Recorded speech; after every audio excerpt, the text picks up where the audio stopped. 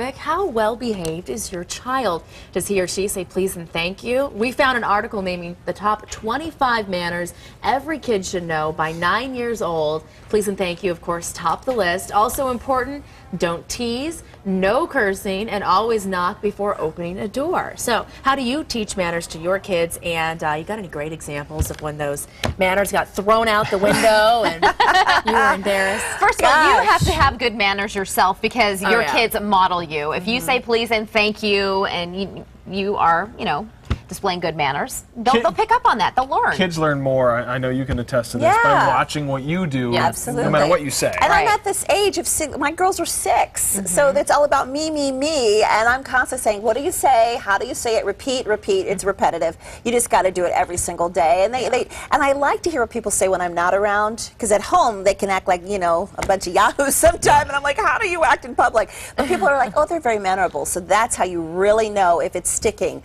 with your child, when other people tell you. Have you noticed, though, kids tend to be better behaved in public or around other people than they are when they were there with you, because they know that they have your unconditional love, and they can act however they want, and you'll still love them. Well, and it starts from the beginning. I mean, SJ's, 3.5 months old? He's a perfect angel with my best friend who watches him every day, but when I take him, he's like, because the boundaries, we're setting boundaries, and I know Graham is the same way. He's 2.5, and he's at the age where he's just interrupting us constantly. He does the please and thank you very well, super cute, but he interrupts us constantly, and we just have to tell him, Graham. Well, Graham is the most important person in his universe. In Graham's universe. The funny thing is, and you correct me if I'm wrong if you don't feel the same way, the terrible 2s, I don't think they exist. It's the terrible 3s. It's only going to get not worse. there yet, We're going to stop real quick and get to your comments. Anne-Marie, there we go, Honoranto says, I have always taught my kids manners. Your children are a reflection of you. Rude kid equals rude parents. Kenneth Schlein writes, loving repetition and repeated example by parents. Tova Kubert says, the first thing my kids learned were please and thank you, and to this day I ask them, what do you say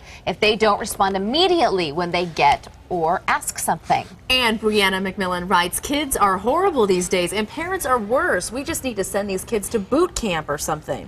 Well, that's called my house.